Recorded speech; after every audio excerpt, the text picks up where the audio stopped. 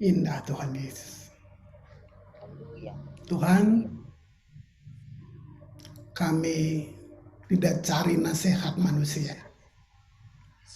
Kami butuh suaramu. Firman-Mu berkuasa. Firman-Mu sanggup mengubah hidup kami.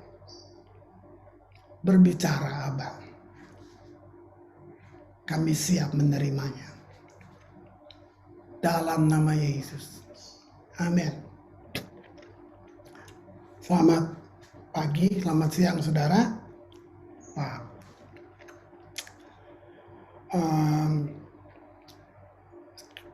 Nggak tahu saudara rasa bagaimana, tapi in the presence, dalam hadirat Allah itu kayak saudara mencicip, saudara diajak mencicip kekekalan gitu. Jadi memang kalau kita bilang penyembahan itu cuma dibatasi di lagu dan musik, ya kita yang keliru banget gitu. Nah, tapi itulah penyembahan itu. Saya tidak temukan, saya mesti bilang apa ya, sebenarnya waktu kita menikmati hadirat tuh kayak apa ya, magic in the air, kayak sesuatu yang nggak bisa saya terangkan gitu. Nah sebab itu memang perlu dipahami secara benar gitu. Nah baik, hari ini terima kasih buat undangan saudara, tapi ini beban yang ada di hati saya dalam masa-masa pandemi ini. Kenapa saya mulai lihat dari tempat di mana saya mengembalakan aja. Jadi itu kayak barometernya saya ukur di situ, bahwa ada satu kebutuhan, sekalipun kita mengaku kita orang percaya, tapi ada kebutuhan untuk kita bisa mengenal ada apa sih dengan masa ini. Nah kita perlu tahu Tuhan tuh mau ngapain kira-kira gitu. Karena kalau kita bilang orang percaya tapi kita masih mengeluh, perlu dipertanyakan gitu. Kenapa gitu? Karena waktu Tuhan bilang, akulah terang dunia, siapa berjalan dalam kegelapan. Nah sekarang katakanlah COVID ini satu kegelapan gitu. Tapi buat orang percaya, kita ada di tengah gelap, tapi kita tidak gelap. Kira-kira gitu kan? Gitu. Jadi, kalau saya pilih kalimat apa ya yang kita mau belajar hari ini, mari kita bisa ambil justru ini kesempatan di masa sulit ini, bahwa Tuhan berbicara, kita mesti dengar itu. Tuhan berbicara lewat situasi. Nah, mungkin saudara pernah dengar atau dapat pengajaran bahwa Tuhan tidak berbicara lagi. Nah, artinya sering kita dengar Tuhan bilang, Tuhan bicara, lalu ada yang protes, Tuhan bilang, mana mungkin Tuhan bisa ngomong, kira-kira gitu. Karena dianggap, apalagi Alkitab sudah ada, jadi Tuhan tidak bisa bicara lagi kayak zaman dulu, kira-kira gitu. Ya oke, kita nggak ke situ, tapi saya cuma mau bilang, mari saudara ambil ini satu pembelajaran, cari pengalamannya ya, untuk kita bisa mendengar Tuhan bicara lewat situasi. Nah, untuk diri saya dulu, untuk pengkhotbah kira-kira gitu. Mungkin karena kita baca, kita study literatur, kita bedah literatur, bisa aja kita dapat informasi. Tapi informasi nggak cukup. Kita perlu tahu apakah dia jadi wahyuan buat kita. Karena ada doa tanpa pewahyuan, ada. Penyembahan tanpa pewahyuan ada juga. Nah, karena itu saya coba berpikir, coba cari terus. Apa alasannya ya bagi banyak orang yang sudah Kristen, kan dibilang anak Tuhan gitu, tapi kayak kenapa kita tidak dapat tuntunan Tuhan dalam banyak hal, dalam segala lini hidup kita. Harusnya waktu Tuhan bilang kepadamu telah kau berikan segala kuasa. Artinya kita berkuasa atas hidup, atas semuanya. Tapi apa yang membuat seperti ada yang tertutup sehingga kita jalan pakai akal, logik kita jalan pakai semua tanpa kita dapat tuntunan dia. Yang paling ini ya di dunia kerja itu. Lalu ini temuan saya aja, ini hasil saya renungan saya aja. Jadi apakah kita libatkan Tuhan dalam segala lini hidup kita? Atau dia hanya Tuhan di hari Minggu? Dan memang kita terbiasa jadi Kristen suasana, sehingga waktu COVID ini kita suka merasa kita tidak ibadah kalau cuma di rumah lewat Zoom. Kita biasa dengan full music, tim yang bagus dan sound system yang bagus. Tapi waktu kita cuma di rumah pakai gitar, itu belum penyembahan rasanya. Mungkin tidak semua, tapi ada yang begitu. Nah, itu bukti bahwa kita sudah terbiasa jadi Kristen suasana. Nah, begitu gereja tertutup semua, kita mulai pikir, aduh belum, gitu. Nah, sehingga bagaimana kita bisa tahu juga suara Tuhan kalau itu aja kita sudah membatasinya. Dalam Roma pasal 12, itu dibilang, aku menasihati kamu, kata Paulus, demi kemurahan Allah. Itu begitu akrab ya. Itu kalau kita berteman, seperti saya ngomong dengan saudara, dengar ya, saya mau bilang kamu, demi kemurahan Allah, saya mau bilang kamu, persembahkanlah tubuhmu sebagai persembahan yang hidup. Nah, waktu saya coba duduk renungkan ini, Roma 12 ayat 1 itu, persembahkanlah tubuhmu. Tubuh itu ada 3 hal, spirit, soul, and body. Ya, tubuh, jiwa, dan roh. Itu semuanya. Itu yang dipersembahkan. Bukan satu-satu. Ya tentu roh paling pertama, waktu kita lahir baru, roh kita langsung terjamah ya, langsung diubahkan. Nah, tubuh dan jiwa tidak seketika. Nah, makanya dibilang persembahkan. Ternyata ini yang menjadi penghalang. Kenapa kita nggak dapat tuntunan Tuhan?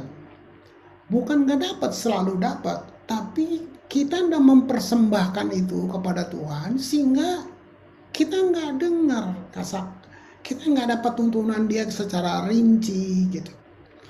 Sering kita seperti punya, saya rindu deh dengar Tuhan bicara. Saya mau kasih tahu, kamu tahu nggak Tuhan lebih rindu lagi untuk bicara dengan kita. Kita mahal, kita ditebus oleh kematiannya. Itu nggak main-main.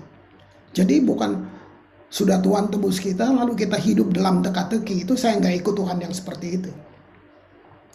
Nah, hari ini saya pengen ngajak saudara untuk masuk bahwa bisa nggak kita tahu apa mau Tuhan, apa suara Tuhan dalam situasi ini. Meskipun kita sudah mencapai satu tingkat rohani tertentu, banyak mungkin ya yang gitu. Mungkin kamu pernah dibawa Tuhan pengalaman naik ke surga tingkat ketiga, ya, tapi tetap situasi merupakan cara Allah untuk berbicara, ya, cara Allah untuk mengajar kita. Jadi kita dapat pengajaran justru lewat situasi, gitu. Situasi itu memberi bukti. Jadi perbedaan orang yang kenal dan nggak kenal, gitu.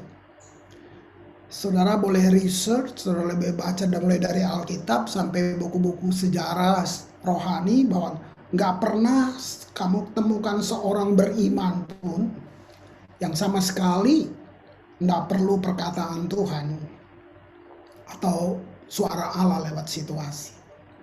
Kita nggak pernah ketemu itu. Ya, jadi Allah bisa bicara dalam hati saudara, Allah bisa bicara langsung audible ya di telingamu. Nah, itu jangan kamu bikin kelas-kelas, ini orang lebih dekat, Tuhan begini. Enggak, jangan bikin kelas begitu dulu. Gitu. Jadi buat saya ini tentang pintu, kita banyak lewat indera kita tuh semuanya pintu. Nah, kedalaman hubungan kita dengan Tuhan membuat kita mampu mendapat tuntunan yang lewat mana aja. Tuhan bisa pakai situasi, Tuhan bisa pakai pendengaran, ya. Tuhan bisa kasih penglihatan gitu. atau pengalaman-pengalaman lah yang saudara lihat, kayak entah itu ada mimpi apapun gitu. Jadi situasi masih menjadi satu bahasa untuk Allah mengajar kita. Nah, sehingga kalau saudara seperti ini, kita akan berbeda dengan orang lain. Orang akan bilang gini, kok kamu bisa tenang ya? Ada apa sih? Kamu ke dukun ya? Kira-kira. Kenalin gua dong dukunnya, kira-kira gitu. Oh, gitu. Nah, jadi kalau kita nggak bisa lihat situasi sebagai cara Allah berbicara, di situ bahayanya buat saya. Maka kita akan ikut suara yang lain. Begitu saudara sepanjang hari hanya dengan berita TV, media, kamu susah tidur malam. Bukan berita itu salah. Itu memang fakta. Tapi Alkitab sedang bawa saudara ke dimensi yang lain. Sehingga saudara memilih, kamu mau hidup berdasarkan fakta, atau kamu mau hidup berdasarkan apa yang Tuhan sudah siapkan buat kita anak-anaknya. Ini penting banget. Ya. Wah. Kenapa orang Kristen jatuh? Ya, semua. Gitu. Bang, gitu. Saya berbuat salah. Gitu. Karena kita tidak bisa lihat apa maksud Tuhan dalam situasi itu. Kita banyak terjebak di situ. Kalau ada yang kita bisa belajar dari satu manusia, saya pilih cerita ini yang pernah berjalan di planet ini. Saya pilih cerita klasik ini dari Alkitab. Mari kita belajar dari seorang yang namanya Yakub. Saya sangat dibangun hanya dari cerita ini. Saya bisa lihat bahwa Tuhan itu Tuhan dalam segala kelemahan kita. Gitu. Seperti Yakub, arti namanya penipu. Yakub tuh artinya penipu. Jadi waktu Tuhan memperkenalkan diri buat Musa, akulah Allah nenek moyangmu, Allah Abraham, Allah Ishak, dan Allah Yakub. Ya, sampai di Yakub kalau berdasarkan artinya penipu.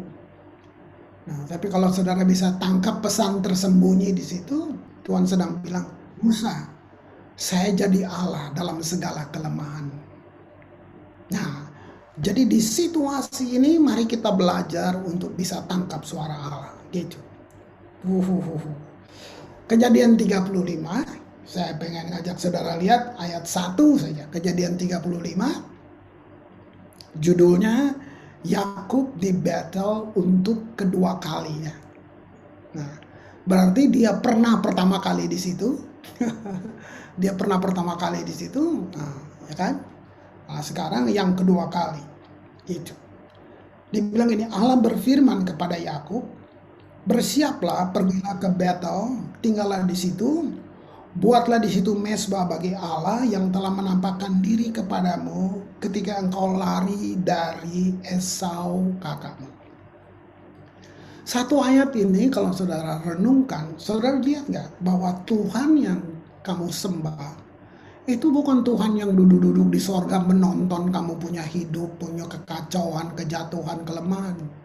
Tapi kalau saudara lihat satu ayat ini aja, bahwa Tuhan yang kita sembah tadi, Tuhan yang turun di arena. Tuhan yang ada di dalam setiap gerak kehidupan.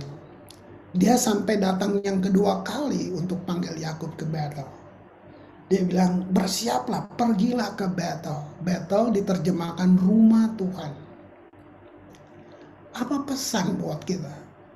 Artinya justru di situasi seperti ini, ya, kalau perjanjian lama kita suruh ke rumah Tuhan, kalau konteks perjanjian baru, jadilah rumah Tuhan, kita rumahnya. Gitu. Nah, jadi kayak Roma pasal 12 tadi, kita persembahkan dia gitu. Kalau kamu mempersembahkan semuanya, kamu bagaimana kamu menuntut mau dengar suaranya, kamu mempersembahkannya gitu. Mempersembahkan hidup kepada Tuhan bukan supaya Tuhan minta-minta duit kamu, tapi supaya kamu bisa berjalan dalam tuntunannya.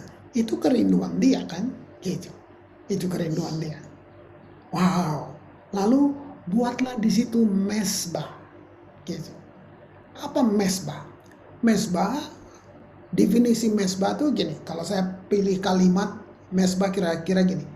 Panggilan untuk mendekat.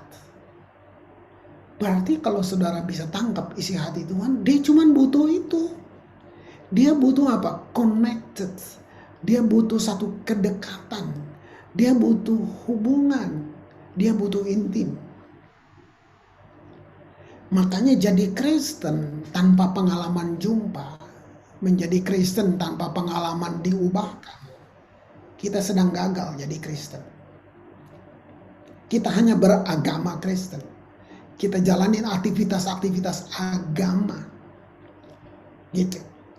Dan tahukah saudara apa musuh daripada Roh Kudus?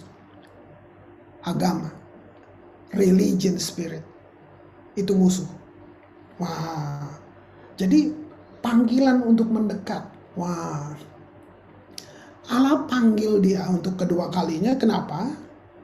Karena dalam situasi ini kalau saudara lihat, kalau saya pilih ini karena ini memang situasi Yakub dalam keadaan yang paling menakutkan, anak perempuannya diperkosa dan mereka ada tinggal di tengah bangsa-bangsa yang barbar, boleh dibilang yang fasik, yang boleh dibilang kafir kira-kira gitu, yaitu orang Feris gitu. Wah, gitu kakak-kakaknya apa anak-anaknya Yakub yang laki-laki sedang buat kericuhan lah kira-kira gitu. Jadi ada satu lingkungan di mana mereka tinggal sedang rusuh gitu. Itu. Nah, lihat situasi itu Tuhan pakai untuk Yakub bisa dengar suaranya kembali ke Betel. Jadi Tuhan pakai situasi untuk Yakub kembali. Semakin rohani seseorang dengan Tuhan, Tuhan melatih dia untuk bisa mendengar dia berbicara. Gitu. Waktu situasi sedang ada di depan saudara, orang lain ketakutan, saudara justru dapat pesan. Saudara dapat tuntunan. Ambil langkah ini, buat ini, bersikap seperti ini. Ini maksudnya. Ini harusnya gereja begini. Gitu. Ya. Jadi saudara bisa lihat waktu situasi datang, kita bukan marah sama Tuhan. Kenapa anak saya mati Tuhan? Kenapa begitu? Bayangin. Itu harusnya kalau benar-benar orang percaya, bukan pertanyaannya begitu. Ya, gitu. Tapi kita bisa dengar Tuhan dalam situasi itu. Wow. Gitu. Tahu kan? Nggak usah saya bilang, saudara semua tahu bahwa kita ada dalam satu situasi yang nggak bisa dipastikan. Kalau ikutin berita, dibilang masih berapa tahun lagi baru selesai semua vaksin-vaksin ini. Gitu. Bayangin, kalau itu saudara masih di rumah terus, katakan 3 tahun lagi, berarti kita terus kerja lewat rumah, ibadah lewat dari rumah, semua kayak gitu. Wow. Tuhan pakai itu. Bagaimana Tuhan mendewasakan Israel?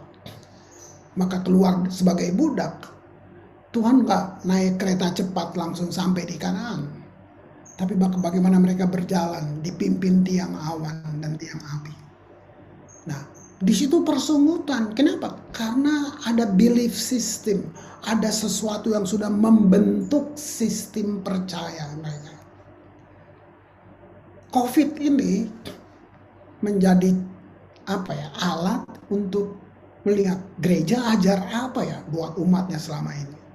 Di sini baru kita lihat keluhan-keluhan mereka, ketakutan mereka. Berarti yang bertahun-tahun kita ajar di gereja, manifestasinya sekarang.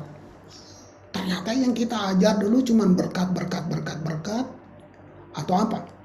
Gitu. Wow. Di padang gurun yang sama waktu Tuhan latih Israel, Daud keluar dari situ. Musa, Elia, semua keluar. Yesus juga keluar dari situ. Dan mereka lulus. Jadi situasi semacam uang sekolah buat kita yang gak ada di bangku kuliah manapun. Tapi disitulah kita kenal dia. penyembahan yang lip service ketahuan kok. Doa-doa yang asal doa ketahuan kok. Sama penyembahan yang keluar dari hubungan. Doa yang lahir dari hubungan. Itu beda banget. Gitu. Situasi kecil saja bisa mempengaruhi kita untuk jatuh. Kenapa? Karena kita tidak connect with God. Karena kita nggak terconnect itu tadi. Gitu. Nah, mundur ya. Tadi kejadian 35, saya ajak saudara mundur, lihat kondisi Yakub sebelum dipanggil yang kedua kali. Kejadian 28. Ayat 20 sampai 22. Kejadian 28 ayat 20 sampai 22. Saya bacakan ya. Lalu bernasarlah Yakub. Wah, ini kata biasa kan? Nggak asing kan buat saudara tentang bernasar. Isi nasarnya gini. Jika Allah menyertai dan akan melindungi aku di jalan yang kutempuh ini, memberikan kepadaku roti untuk dimakan, pakaian untuk dipakai, sehingga aku selamat kembali ke rumah ayahku, maka Tuhan akan menjadi Allahku. Wah, enak banget ya. Itu kan saya dan saudara kayak gitu kan. Kita suka banget bernasar gitu kan ya. Tuhan, kalau saya dapat nih Tuhan proyek ini. Kalau saya berhasil nih Tuhan gitu ya. Gitu. Terus kita bernasar. Saya tulisin dulu ayat 22. Batu yang kudirikan sebagai tugu ini akan menjadi rumah Allah. Dari segala sesuatu yang kau berikan kepadaku, akan selalu kupersembahkan 1/10 kepadamu. Sadap, saudara dengar ya. Nasarnya keren banget ya. Gitu. Asik. Saudara, mari kita lihat. Ini Yakub mewakili kita banget. Mewakili saya dan saudara semuanya. Yang saya cuma mau bilang ini. Jangan cepat-cepat bernasar. Aduh. Kita gini, saudara bisa lihat nggak di sini? Ini mentalitas ya. Kita berpikir Tuhan itu bisa kita motivasi dia lewat doa, lewat penyembahan, dengan lewat kita pikir pelayanan itu untuk memotivasi dia. Bisa jadi itu karena pengajaran. Banyak hubungan orang Kristen dengan Tuhan itu hubungannya transaksional. Tuhan, saya udah setia loh, saya udah doa loh, saya udah pelayanan loh. Tuhan mana? Tuhan kok segini aja? Jadi kita bangun hubungannya transaksional dengan Tuhan. Gitu. Hubungannya hubungan kerja. Padahal Tuhan mau bangun hubungannya keluarga. Kita anak, kita mempelai, kita sahabat. Ya, gitu. Nah ini dia. Wow. Jangan buru-buru bernasar. Apalagi dalam kesulitan. Aduh, ini kita mau coba memotivasi dia. Bisa lihat nggak? Ya, jangan main bernasar. Gitu. Kita seperti itu. Kita bawa daftar janji kita sama Tuhan. Gitu. Kalau saudara senang baca kisah ini, saudara lihat pagi dia bernasar, malamnya dia lupa. Malamnya dia lupa. Gitu. Tahu nggak arti nama Yakub tadi? Penipu. Gitu. Tapi itulah Tuhan tahu saya, Tuhan tahu saudara, gitu. Waduh, kadang-kadang saya mau bilang sesuatu, saya pikir dulu, ini gue kayak Yakub atau gue jujur nih sama Tuhan, gitu. Dalam perjalanan Yakub dengan segala kekayaannya, artinya Tuhan gak bohong, Tuhan berkati loh Yakub, gitu. Dalam segala kekayaannya, tahu nggak? Dia lupa nasarnya, gitu. Apa yang Yakub minta semuanya Tuhan kasih. Tapi apa yang Yakub janji belum ada satu pun yang Tuhan terima. Coba lihat itu. Wow. Tapi it's okay. Terus kedua kali Tuhan panggil lagi. Tuhan suruh dia ke Bethel. Gitu. Lihat itu. Dulu waktu Tuhan panggil dia nggak ke Bethel, dia ke Sikem. Bayangin. Itu juga kota kafir kalau kita bilang itu. Gitu. Sama, bapaknya juga itu. Abraham Tuhan panggil ke Kanaan, dia pergi ke Ur Kasdim. Persis kayak gitu. Gitu. Nah, Kembali ke situasi, lihat. Tuhan pakai situasi untuk menolong kita. Ya, gitu. Ingat tadi Bethel artinya rumah Allah. Jadi kita nggak pergi ke rumah Allah, tapi sepertinya gini, pesan sekarang nih, ayo jadi rumahku. Nah, saya waktu sedang selidiki ini, saya ketemu satu kata. Kata ini bunyinya gini, katoi kasai. Katoi kasai diterjemahkan feel at home. Jadi panggilan ke Bethel nih seperti gini. Kita sedang bilang buat Tuhan, kita rumah Tuhan. Jadi panggilan ke Bethel nih, kamu pernah nggak bilang ini, Tuhan, feel at home. Katoi kasai, Tuhan, kerasan dong di dalam saya. Situasi di luar menakutkan, nggak tahu, nggak ada kepastian, tapi bisa nggak? Atau kapan terakhir saudara bilang buat Tuhan, Jesus, feel at home. And Jesus feel at home. Bisa nggak? Pernah nggak kita berpikir membuat Tuhan kerasan di dalam kita? Kan ini rumahnya. Wow. Waduh. Hal terburuk dalam hidup kita sebenarnya bukan bangkrut. Ini hal terburuk dalam hidup kita. Broken relation. Ini hal terburuk. Dan yang paling diserang sama iblis itu ibadah kita. Gitu. Nah, doa hari-hari ini saudara ikut doa di mana-mana. Nah, doa itu elemen di mana kita menghidupi hubungan kita dengan Tuhan. Gitu. Apa yang buat hubungan itu terputus atau mati? Itu yang saya bilang, religion spirit, roh agamawi. Matius 6 tuh waktu Tuhan ajar doa Bapa kami, salah satu yang dia tegasi, dia ngomong di sini, apabila kamu berdoa, nah lihat itu. Gitu. Apabila kamu berdoa, dia bilang gini, ayat 5, janganlah berdoa seperti orang munafik. Nah dulu waktu kita baca udah lewat aja gitu. Tapi coba saudara duduk pikir sebentar. Sebenarnya Tuhan sedang bilang gini, tahu nggak, orang munafik tuh suka banget berdoa. Nah jadi saya perlu tanya lagi sebenarnya, doa-doa saya ini doa dalam golongan orang munafik. Karena dia bilang gini, mereka berdoa panjang-panjang, itu dia, itu ya. mereka kayak pamer, mereka kasih kesan, mereka semuanya. Ini yang saya bilang doa tanpa pewahyuan, doa tanpa hubungan, Wah. Nah, kebanyakan spirit ini memang adanya ya di gereja, gudangnya di gereja. Jadi ya sorry to say, kita mesti buang ini gitu. Saya sedang ngomong diri saya karena saya 28 tahun mengembalakan di Ambon sampai sekarang. Ini tahun ke-29. Jadi saya tahu, saya perlu definisi ulang apa saja yang saya sudah ajar. Gitu. Justru lewat COVID ini, kayak saya mesti duduk mendefinisinya kembali.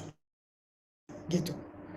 Doa agamawi itu doa yang gak dapat revelation. Kenapa? Karena apa definisi doa? Saya temukan doa tuh, saya dapat dua kalimat ini. Yang pertama dibilang ini, mencium wajah Tuhan. Oh itu doa. Yang saya ngerti doa itu gue bawa list, kasih tahu Tuhan kita perlu ini. Jadi Tuhan nggak tahu, saya harus kasih tahu. Lihat tuh. Kita doain bangsa kita laporan sama Tuhan. Jadi Tuhan nggak tahu, saya bantu Tuhan kasih tahu. Tuhan tahu nggak bangsa kita lagi gini nih. Coba lihat. Lalu kita bilang itu doa. Nah itu. Padahal bayangin doa itu dibilang mencium wajah Tuhan. Nggak ada hubungan dengan transaksi. Nah yang kedua kata ini dipakai. Apa sih doa? Communicate. Aduh, berarti dua arah. Doa itu berarti saya ngobrol sama dia. Kita communicate. Nah, kalau ini kita hidupi, kita akan ngerti tuntunan dia di situasi paling sesulit apapun. Gitu. Jadi doa agamawi gini, Tuhan nggak dapat kesempatan berbicara, kita aja yang ngomong. Amin, lalu gitu. Gitu. Waduh, 7 menit, 10 menit kita ngomong, kita kasih kesan buat orang. Orang kan denger gitu. Amin gitu. Pak ya. Jadi doa nggak jadi efektif karena nggak ada ruang buat Tuhan bicara gitu.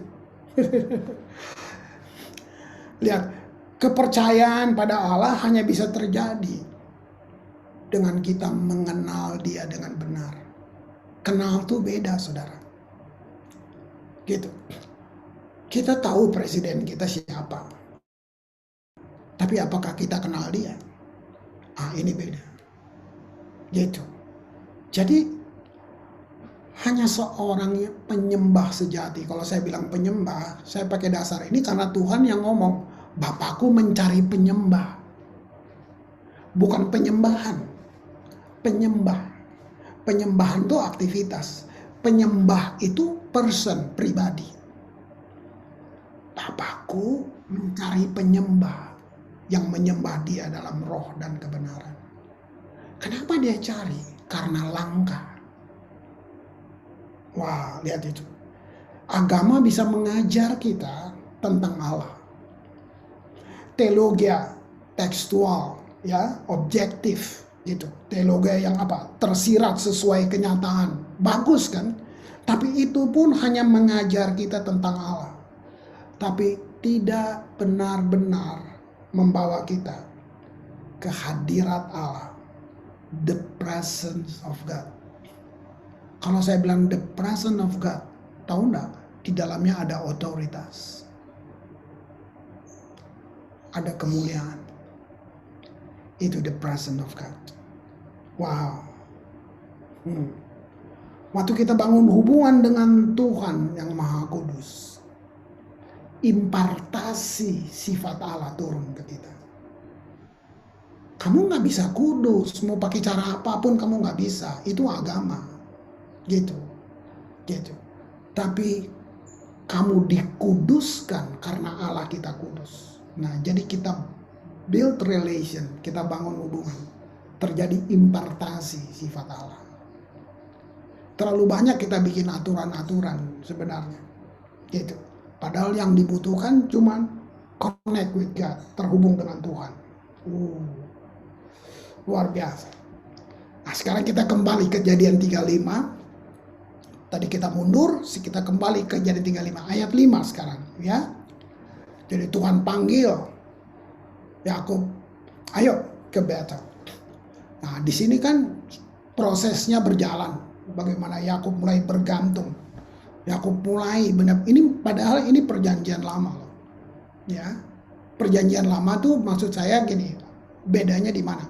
Realitasnya di luar perjanjian lama itu. Jadi kalau saya ngomong konteks perjanjian lama, semua realitasnya ada di luar. Roh Kudus belum ada di dalam manusia, Yesus belum ada, itu perjanjian lama. Jadi hubungan tuh relasi dulu. Makanya manusia perlu bangun ini kan realitasnya di luar. Roh Allah perlu menghinggapi para nabi baru dia bernubuat. Nah, perjanjian baru apa? Realitasnya di dalam. Kristus di dalam kita. Nah, jadi nenek moyang teologi kita sekarang dalam satu kalimat ini. Christ in me, the hope of glory. Kristus di dalam kamu, pengharapan akan kemuliaan. Oke, saya kembali lagi Kejadian 35 tuh. Lihat ayat 5. Ya. Sesudah itu berangkatlah mereka. Lihat, ini masih perjanjian lama ya, yang saya bilang realitasnya dari luar. Tapi kamu lihat perubahannya. Berangkatlah mereka, apa yang lihat? Dan kedahsyatan yang dari Allah meliputi kota-kota sekeliling mereka. Wow. Kalau perjanjian lama kayak gini, lalu kenapa kita yang sekarang perjanjian baru kemana? Kenapa? Coba lihat itu. Lihat. Wow. kedahsyatan yang dari Allah meliputi kota sekeliling mereka, sehingga anak-anak Yakub tidak dikejar. Kamu bisa lihat, kita suka banget, kita yel, kita tarik Mazmur lah segala macam. Tapi buat saya mana buktinya? Berarti nggak ada modal di dalam kita, nggak ada satu modal di dalam kita yang bisa keluar dari kita, gitu. Coba lihat itu. Waduh, ya ini PR buat kita, ya, gitu. Hanya Tuhan yang bisa rubah kesalahan jadi kebaikan. Keren ya. Lompat ayat 9 dan 10. Kejadian 35 ayat 9 dan 10. Setelah Yakub datang dari padang Aram, ya, maka Allah menampakkan diri pula kepadanya. Lihat, Allah ada di arena. Dia menampakkan diri. Pertanyaan buat kali ini, kita alamin nggak? Dalam bentuk apa? Mendengar suaranya, tuntunannya, gitu. Sehingga reaksi saudara dalam situasi ini berbeda dengan orang dunia, berbeda banget, gitu. Saya nikmati tadi praise and worship tadi. Apa coba? Setiap liriknya saya nikmati. Mungkin situasi kita nggak sama, nggak cocok dengan lagu-lagu tadi. Tapi waktu saudara setuju dengan nyanyian tadi, tahu gak kamu sedang setuju dengan sorga? Karena itu kata-kata nggak diambil di pinggir jalan, di tong sampah. Itu lahir dari hubungan dengan Tuhan. Wow. Terus ayat 10, Tuhan bilang apa? Kejadian 35 ayat 10. Ya, lihat di ayat 9 Tuhan memberkati dia, ayat 10 Allah berfirman kepadanya, namamu Yakub. Kira-kira gini ya, namamu penipu. Dari sekarang, nah setelah kamu punya new experience, hard experience, kamu punya itu lagi, namamu bukan penipu lagi, bukan Yakub lagi, tapi Israel. Israel punya dua arti, gitu ya, gitu. Prince, keren ya. Arti yang kedua, champion. Wow, namamu bukan Yakub, tapi Israel. Saya nggak perpanjang, saya cuma mau saudara tangkap ini. Coba kita lihat Yohanes 19 ayat 30. Ini saya simpulkan itu semua, sekarang di perjanjian baru. Jadi waktu Tuhan bilang gini, namamu Israel, itu apa coba? Itu identitas. Tahu enggak, kalau kamu deep, ya, kamu punya hubungan dengan Tuhan, kamu punya kedalaman dengan Tuhan, kamu akan tahu siapa kamu. Kamu kenal identitasmu, bukan kata orang. Bisa jadi kita dengar firman nggak salah, benar kita dengar khotbah pengajaran benar. Tapi karena dia nggak jadi revelation buat kita, jadi dia keluar lagi. Kita kembali lagi. Saya mau bilang, agama, religion cuman membawa kita hidup dengan spirit yatim piatu. Apa yatim piatu? Kita ngemis sama Tuhan. Jadi gereja yang katanya perwakilan Allah di bumi, tapi gereja kayak pantai asuhan yang tersebar di mana-mana. Karena isinya semua mengemis. Itu tanda kita nggak kenal. Lihat Yohanes 19 ayat 30. Sesudah Yesus minum anggur asam itu, aduh, saudara tahu itu apa anggur asam yang dia minum? Itu kebobrokan kita semua, yang harusnya kita yang minum. Itu kutuk. Gitu. Berkatalah ia, sudah selesai. Lalu ia menundukkan kepalanya dan menyerahkan nyawanya. Oke. Lihat, apa ini? Saya mau bilang, tahu enggak? Kan Yesus dibilang apa? Raja dari segala raja. Oke. Tapi saya kasih tahu buat saudara. Seorang raja, dia pakai mahkota kerajaan untuk menunjukkan betapa berharganya, ya kan, dirinya sebagai raja, betapa terhormatnya pribadi dia as a king, sebagai raja. Dia mahkota dengan segala tatakannya, ya gitu. Atau kalau kamu lihat Queen Elizabeth, kamu bisa lihat begitu dia pakai itu identitasnya. Tapi mari saya kasih tahu di sini, saudara. Tuhan Yesus memakai mahkota duri sebagai mahkota buat dia. Kenapa? Untuk menunjukkan betapa berharganya kamu dan saya. Bukan dia, tapi kamu dan saya. Dia nggak pakai mahkota yang ada berlian gitu. Dia pakai mahkota duri sehingga darah menetes untuk menunjukkan betapa berharganya kamu dan saya. Kamu tahu nggak kamu mahal? Itu identitas. Bukan karena status sosial kamu. Mungkin kamu cuma cleaning service di kantor. Tapi waktu Yesus di dalam kamu prince, kamu child of God, kamu bukan budak. Kamu lihat itu. Saya tutup dengan ayat ini, Mazmur 34 ayat 2. Ini cuma akibat. Aku hendak, ya, Mazmur 34 ayat 2. Aku hendak memuji Tuhan pada hari Minggu. Enggak, salah. Pada segala waktu. Aku hendak memuji Tuhan. Ya, pada segala waktu. Lihat itu. Bukan jadi Kristen luar sana di hari Minggu. Enggak. Pada segala waktu. Puji-pujian kepadanya tetap di dalam mulutku. Wow. Keren banget. Yuk, kita saling membangun, saling menasehati, saling menegur. Gitu.